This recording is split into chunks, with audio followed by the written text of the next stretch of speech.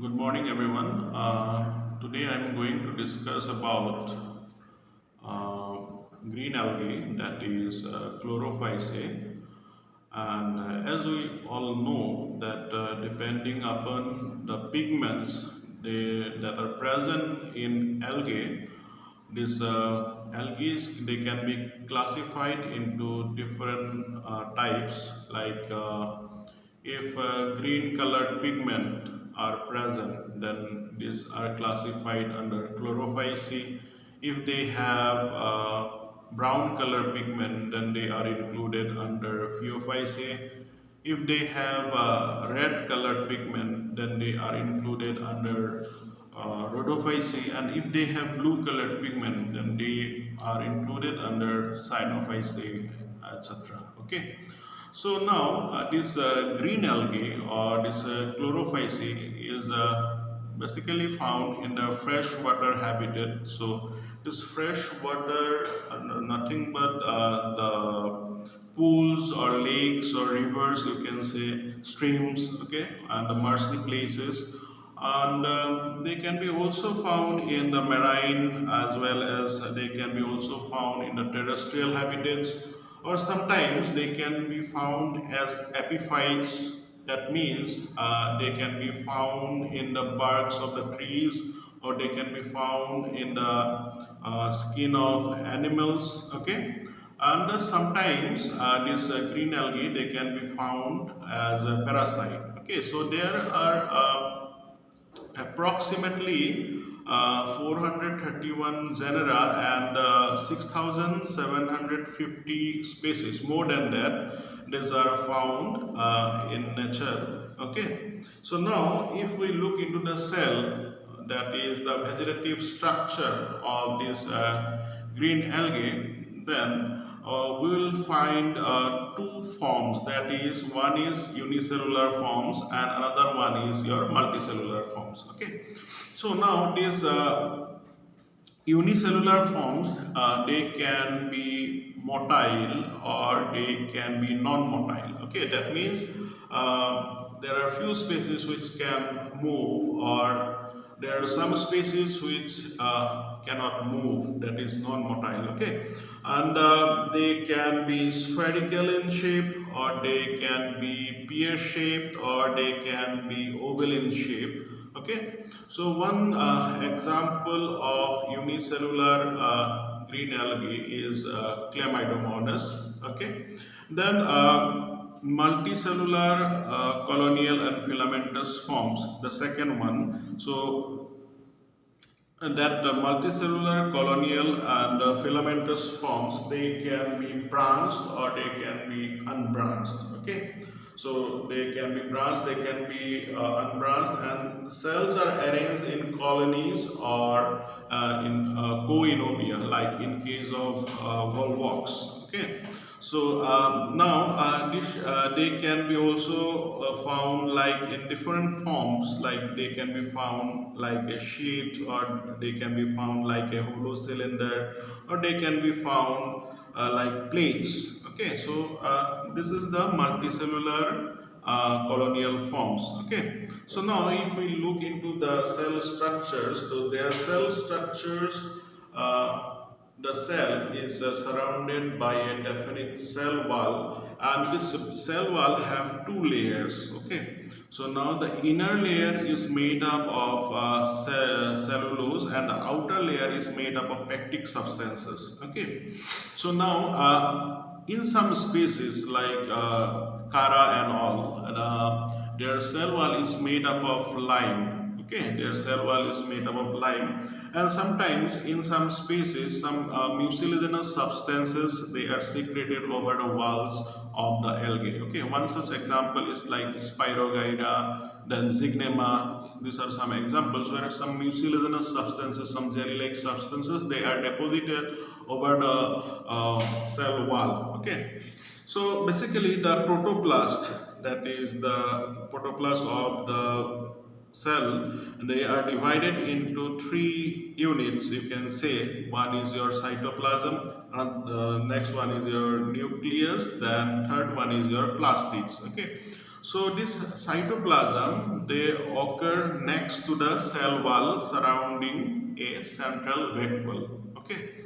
Now, vegetative cells of all the motile forms, that is, it can be unicellular form or it can be multicellular forms or colonial forms.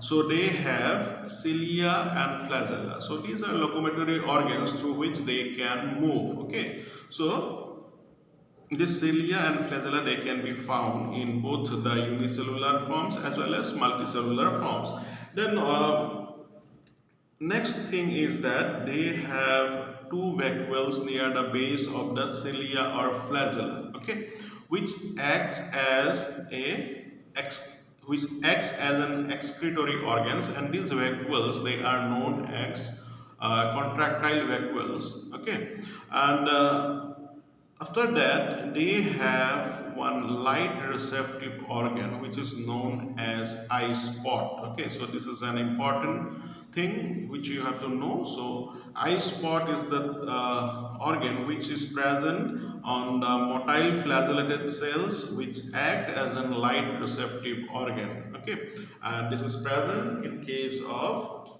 green algae. Then protoplast, each protoplast is, they can be uninucleate or it can be multinucleate.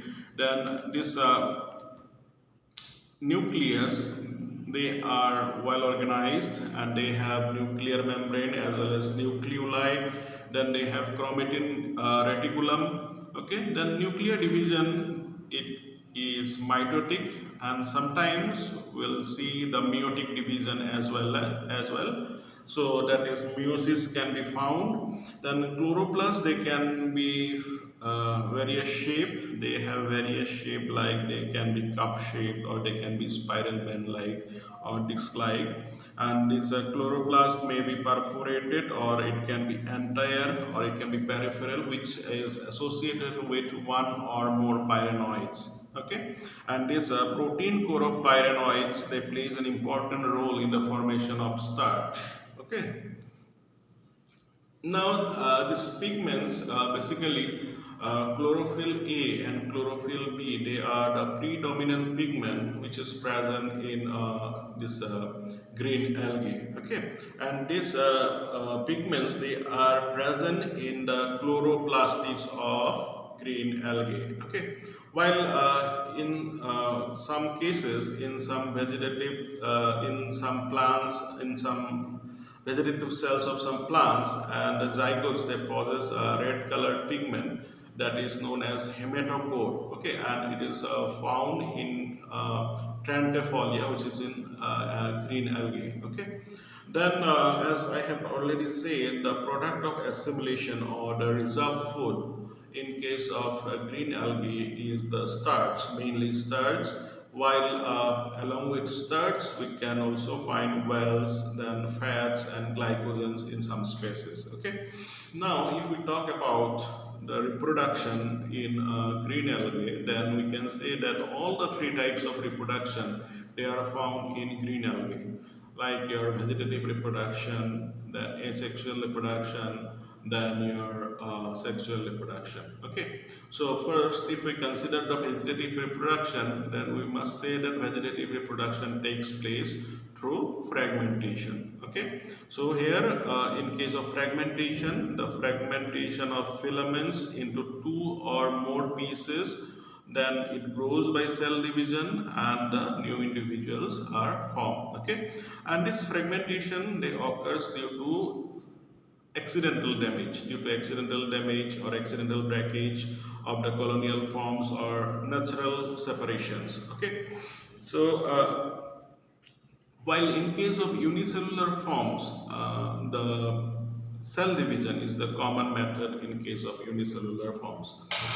Then if we talk about the asexual reproduction, so this asexual reproduction, it takes place by the formation of spores in the vegetative cells or sporangia, and the number of spores varies in each cell from one to many, and spores may be motile and naked or non-motile and provided with distinct bulb. So motile spores, they are known as zoospores, which are formed in the zoosporangium, and protoplasm of the zoosporangium breaks up into several pieces, each of which develops 2 or 4 flagella at the anterior end and thus become motile in nature. Okay, and zoospores are liberated through the terminal and lateral pore of the mother cell, then gelatinization and breaking down of the wall of the zoosporangium. Okay, so these are the two methods through which the zoospores can liberate. So one is through the terminal or lateral pore,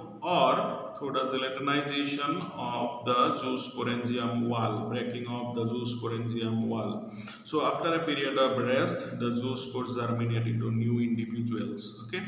Then during unfavorable conditions, some different types of spores arise, like they are known as aplanospores or hypnospores, echines, so which are formed during unfavorable condition, and they can give rise to new individuals. Okay, so that is all about your asexual reproduction.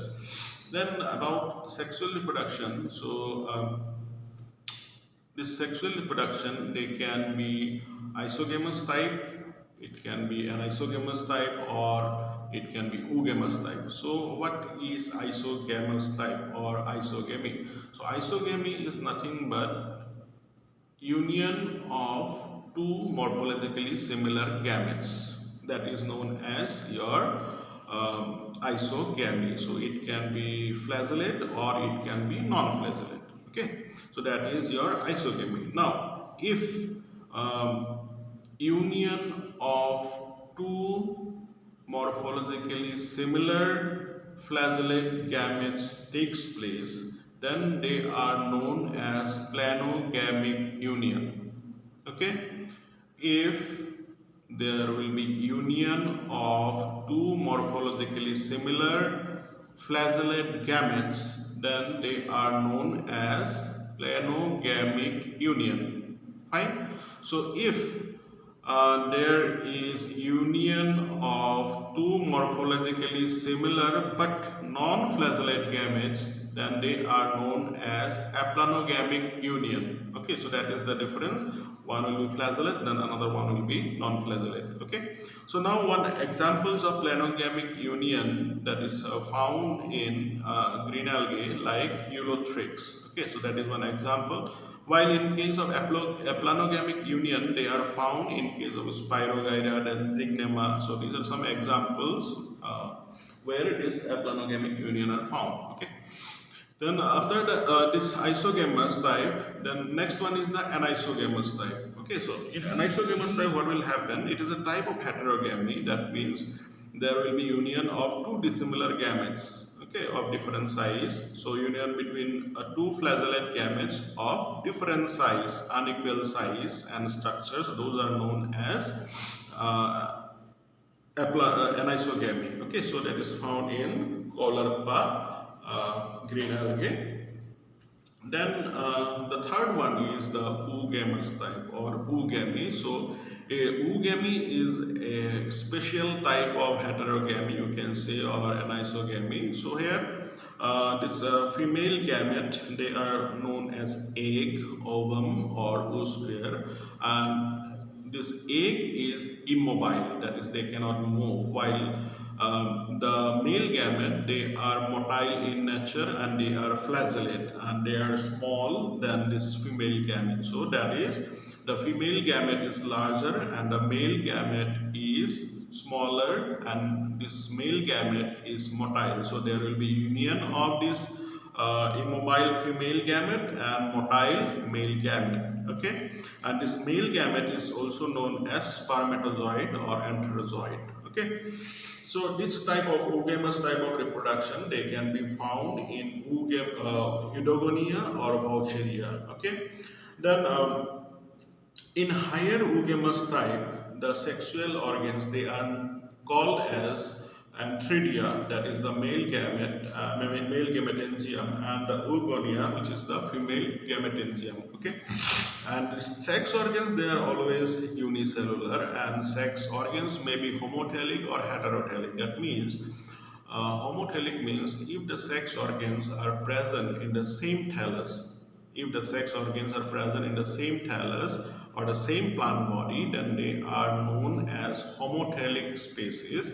If the sex organs are present in two different thallus, then they are known as heterotelic species. Okay, so the sex organs, they can be homotelic or they can be heterotelic. Okay, then this after this reproduction, they will form the zygote. So zygote, after a period of rest, they produce one or more new plants. Okay, so that is overall reproduction scenario in case of this green algae. So all the three types of reproduction, vegetative, asexual and sexual reproduction, they are found in case of green algae. Uh, this vegetative reproduction, they occurs through fragmentation or simply cell division. Then in case of asexual reproduction, they are through the formation of spores. Okay, then about the sexual reproduction, this sexual reproduction in case of green algae, they can be isogamous type, anisogamous type or oogamous type. Okay, so after that, there is a case called parthenogenesis. Okay, so now what is parthenogenesis? So in some cases, the gametes fail to unite. In some green algae, the gametes, the male gamete and the female gametes, they fail to unite. Okay, so they will produce a spore that is known as parthenospores, or they are also known as azygospores, or they are also known as azygote. So these parthenospores will gives rise to new plants. That is, gametes directly gives rise to new plants without union. Okay, so that is known as parthenogenesis. Okay, so that is an overall scenario of your green algae. Now, these green algae, they are economically very much important. Okay, because they are the ultimate source of food for all marine and freshwater animals. Okay, so that is first thing. Then some of the green algae, they are eaten by man, that is human beings. One example is ulva species, that is commonly known as sea lettuce. Okay, so these ulva species, they are commonly eaten by human beings. Then dried species of the Spirogyra or Pedogonium, they are also sold in the markets in some countries. Okay, so they are the rich source of proteins. Okay, the Spirogyra and Pedogonium, the dried form, dried powder, they are also sold in the markets in some countries. Okay, it was reported that some filamentous submerged green algae, they play a part in the purification of water bodies. Okay, they give up oxygen, hence used by the aquatic animals in the respiration, and it also promotes the growth of aerobic bacteria and probably oxidize various impurities in water.